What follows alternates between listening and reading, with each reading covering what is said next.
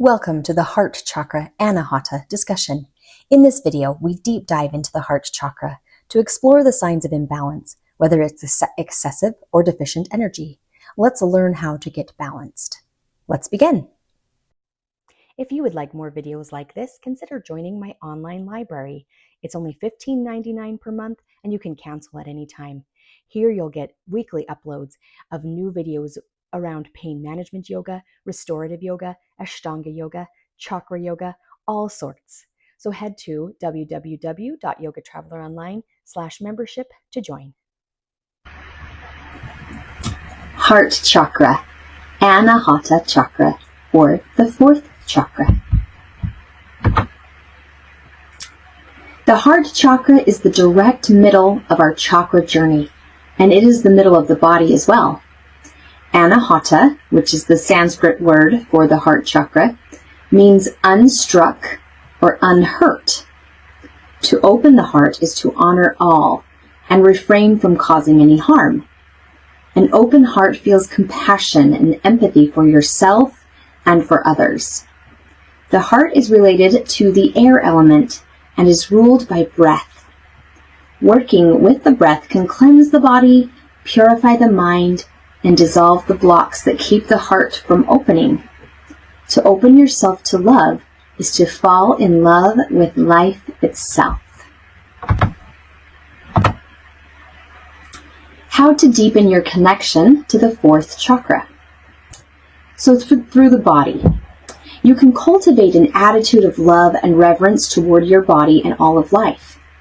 Love your own body by giving it rest, exercise, proper nutrition, pleasure, and definitely love it in whatever shape it is in. So you could ask yourself these questions. How can I listen more deeply to my body? What can I do for my body that expresses my appreciation? We might find some physical symptoms of the fourth chakra dysfunction, which could be hypertension, heart disease, circulatory problems, difficulty breathing, aching chest or upper back, or a weak immune system. All of the chakras manifest themselves both emotionally and physically within our bodies. If we have too much energy moving through the heart chakra, we might be codependent. We rely too much on others. Poor boundaries, jealousy, being a martyr, or being a pleaser. If we have too little energy moving through our chakra, we could be antisocial and withdrawn, critical and intolerant, lonely and isolated, have a lack of empathy for others, and a fear of intimacy. Ultimately, we want to become balanced in our chakras, in each of them. So, if we're balanced, we show that we are caring, compassionate, empathetic, accepting, self-loving, peaceful, and content. Sounds pretty good to me. So what's the core of the relationship? Heart chakras have a lot to do with our relationships. So to relate is to feel a connection, compassion, and empathy for another person. It is to share, to be present with another, and to have unconditional acceptance of another's being. So we should remember that empathy is not fixing another person, but feeling compassion for another person's reality, for what they've been through and what has made them their true self. This can dissolve judgment, and it invites the heart to open. But we have to come at this core of the relationship by being grounded through the lower chakras. So we're not to ignore the work that we've done through the first three chakras. They are our anchor as we give love to other people. Otherwise, we don't we're not anchored ourselves, and so we could deplete our love center, and that moves us back into that deficiency area. So anchor yourself through the first 3 foundational chakras in order to feel the full testament of the heart chakra. Psychological issues. The heart chakra is related to the social identity, which we'll call the persona. The persona develops throughout childhood, and we learn behaviors that bring approval or rejection. Children want to be loved, they want to be accepted, so we develop personas that we think will win other people's love. And because of this, sometimes parts of us get buried. So beneath this social persona is the authentic self, the self that maybe we feel is not worthy of being loved. So to be authentic is to know both our strengths and our weaknesses. We have to recognize our strengths, and we have to recognize our weaknesses and have some kind of love and compassion and empathy for our own pieces of our personalities. We have a basic right, and that is to be loved. This is the main focus of this 4th chakra, the heart chakra. But the right to be loved can be distorted as we go through life. I talked about this a little bit with the persona. We may think we have to look or act a certain way in order to be loved. We may think others are not deserving of love because they have made choices that maybe go against our personal value system. And sometimes we withdraw love as a punishment. Parents can do this to their children, and we can do it to significant others if we get upset or hurt. But the purest love is unconditional, both for ourselves and for other people. So ask yourself a few questions here. What kind of conditions do you require of another before you're willing to share your heart? Make no judgment. Just ask yourself that question. Now go get a pen and a paper. You can hit pause here. And we're going to write a list. Do you have it? Pen and paper? Okay, let's do it. Make a list of your most significant relationships and the conditions that you have placed on them. Go ahead and push pause again and make your list. Be truthful and honest. All right, we're back. I hope you've pushed on pause.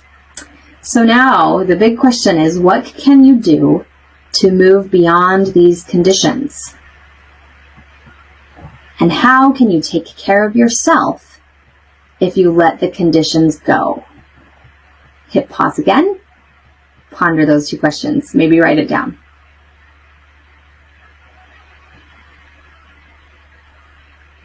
All right, we're back. So remember that as we take care of ourselves, we have to protect our heart as well as share it. We have to be anchored in those first 3 chakras, and as we work to remove the conditions that we've placed upon either ourselves or others. Grief. The demon of the heart chakra is grief. Grief is caused by rejection, betrayal, and loss.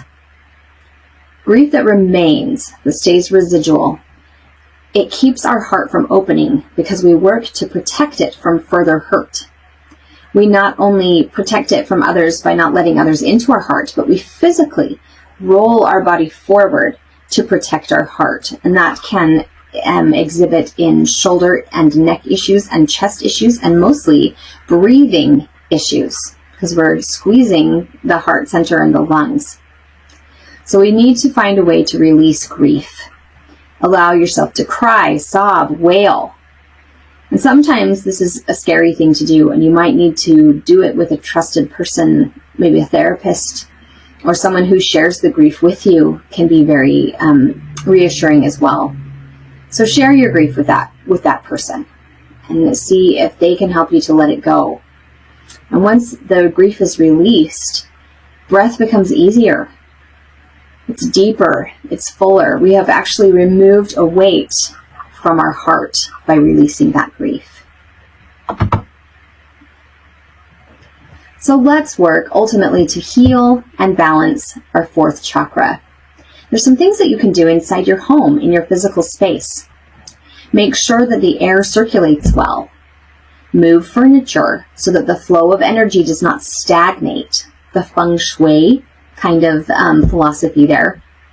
Remove clutter.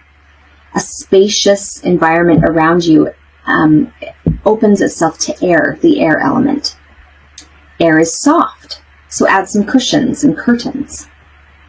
Have items in pairs to represent relationships, like maybe 2 candlesticks placed together, 2 pictures in a frame right by each other, things that come in pairs in sets. We can come to healing and balancing in the fourth chakra by showing gratitude to others. Express it to others to deepen your relationships. Notice the little things of the people that you live with or work with, or just people that you're trying to cultivate a relationship with. Notice and express how you feel about them. Forgiveness. This one can be hard. Well, I'll continue on, then I'll get to my soapbox, I guess, about it. Let go of old hurts to allow more room to love. Now, this doesn't mean that we are saying that what the other person did to us is right. It is not accepting the action, but remember that forgiveness is about ourselves. It's about accepting what has happened to us and then moving on. So it's not about that other person. It's about you. And if we're holding on to old angers and old hurts, really the only person that it's hurting is ourselves. So we accept that it happened, and then we move on. Giving to others.